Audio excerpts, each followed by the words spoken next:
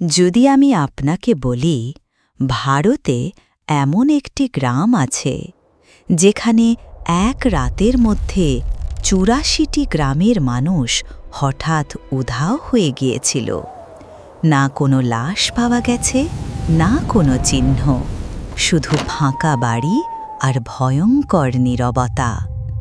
যাওয়ার আগে তারা নাকি এই জায়গাকে অভিশাপ দিয়ে গিয়েছিল যে এখানে আর কখনো কেউ বসবাস করতে পারবে না।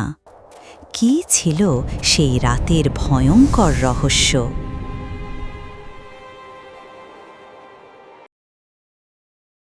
রাজস্থানের জয়সলমের শহর থেকে প্রায় ১৮ কিলোমিটার দূরে মরুভূমির মাঝে একটি পরিত্যক্ত গ্রাম রয়েছে।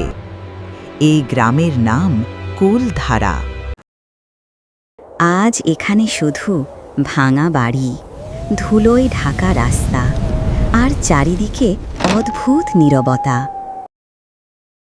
কিন্তু প্রায় ২০০ বছর আগে এখানে পালিওয়াল ব্রাহ্মণদের একটি সমৃদ্ধ ও সুখী গ্রাম ছিল। কুলধারা গ্রামের মানুষ ছিল খুবই পরিশ্রমী এবং ধনী, কিন্তু তাদের সুখী জীবনের ওপর একদিন খারাপ নজর পড়ে জয়সলমেরের এক ক্ষমতাশালী দেওয়ানের। তার নাম ছিল সলিম সিং। সে গ্রামের প্রধানের সুন্দরী মেয়ের প্রেমে পড়ে যায় এবং যে কোনো মূল্যে তাকে বিয়ে করতে চায়। দেওয়ান সলিম সিং হুমকি দেয়, যদি সেই মেয়ের বিয়ে তার সাথে না হয় তাহলে সে পুরো গ্রামকে ধ্বংস করে দেবে। গ্রামের মানুষ বুঝতে পারে যদি তারা এখানে থাকে তাহলে তাদের সম্মান এবং জীবন দুটোই বিপদের মধ্যে পড়বে।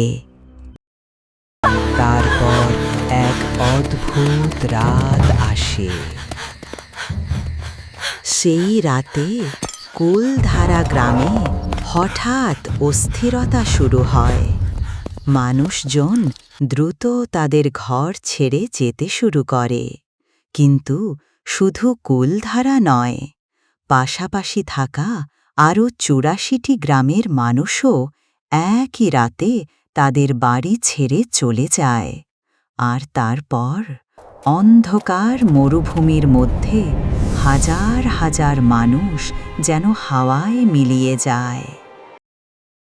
কথিত আছে, গ্রাম ছেড়ে যাওয়ার আগে তারা কুলধারাকে অভিশাপ দিয়ে যায় যে এখানে আর কখনো কেউ বসবাস করতে পারবে না। আজও অনেক পর্যটক দাবি করেন রাতে এখানে অদ্ভুত শব্দ শোনা যায়, কখনো পায়ের আওয়াজ, কখনো দূর থেকে তারও ফিস ফিস করার শব্দ। কিন্তু আজও সবচেয়ে বড় রহস্য হল এত মানুষ এক রাতের মধ্যে কোথায় চলে গেল?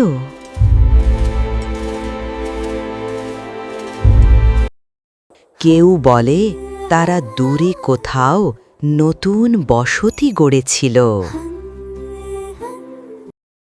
আবার কেউ বিশ্বাস করে তাদের অভিশাপ আজও এই গ্রামে জীবিত আছে। আর হয়তো সেই কারণেই আজও কুলধারা গ্রাম শুধু এক ভয়ঙ্কর নীরব ধ্বংসাবশেষ হয়ে দাঁড়িয়ে আছে। আপনি যদি সুযোগ পান তাহলে কি রাতের সময় কুলধারা গ্রামে যেতে সাহস করবেন, নাকি এই রহস্যময় অভিশাপের ভয়ে দূরেই থাকবেন? এখানে উল্লেখ করা জায়গাটি হল কুলধারা ভিলেজ, যা ভারতের অন্যতম রহস্যময় পরিত্যক্ত গ্রাম হিসাবে পরিচিত।